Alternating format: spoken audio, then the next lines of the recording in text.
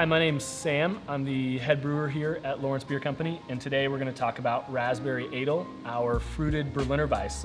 Oftentimes in our beers, I would call them elemental. So our IPAs, they're really highlighting the essence of the hops that we use. In our porter, it's a really malty beer. It's highlighting the flavors in the malt.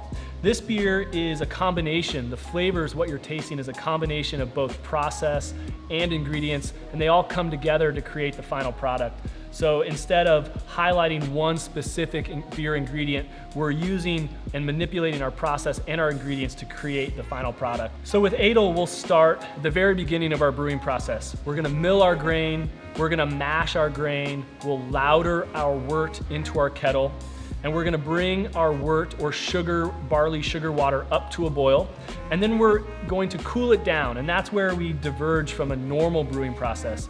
Normally you would boil your wort, add hops, cool it down, and it would be sent off towards fermentation.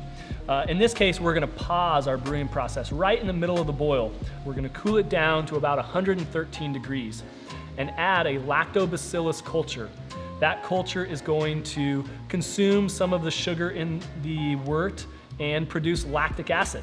That lactic acid is what gives this beer its sour, tart character. Originally, I was buying lactobacillus, the culture, from a brewing lab, and I had some inconsistent results. So I decided to switch over, and now I use lactobacillus from yogurt. So I go to the Merck Co-op, our local grocery store, and I buy probiotic yogurt that is full of lactobacillus, and we use that as the starter culture. So we add our yogurt in the kettle, we let the lactobacillus in the yogurt produce lactic acid over about 48 hours, and it's gonna sour the beer, make it nice and tart. At that point, we will resume our normal brewing process.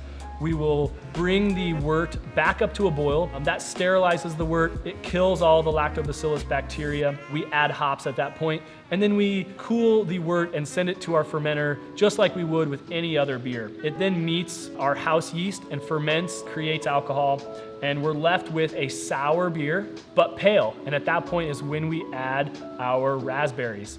We use 425 pounds of raspberries per batch.